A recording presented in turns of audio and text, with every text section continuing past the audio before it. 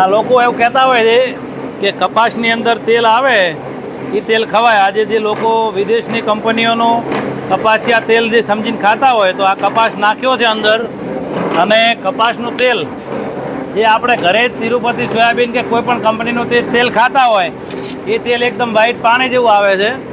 અને આ કપાસ જે કરે છે, જુઓ આ કલર બતાવે ભાઈ, આ કંકુ જેવો કલર.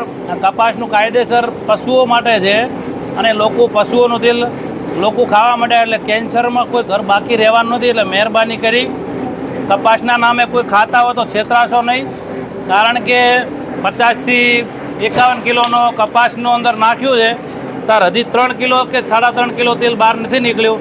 કપાસની અંદર 10% તેલ આવે છે, એટલે 20 કિલોની અંદર 2 કિલો તેલ નીકળતું હોય તો આપણને જે 1500માં અને 1600માં જે કપાસિયાના નામે જે ડબ્બા વાપરતા હોય તો એ બધું તમામ વિદેશથી, મલેશિયાથી પામ તેલ આવે છે.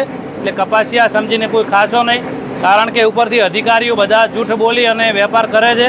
મહેરબાની કરી શાંતિથી જીવવું હોય તો પોતાનો રાયડો, પોતાનો સરસવ, આ છે સરસવ, આ સરસવની અંદર 40% તેલ નીકળે છે.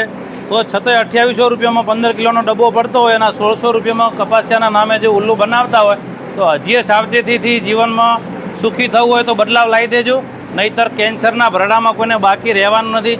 સરકારે ઉપરથી તમામ વેપારીઓને ભેળસેળ અને ભ્રષ્ટાચાર આપી દીધો છે. પોતાની રીતે સુખી થવું હોય તો કોઈનો વિશ્વાસ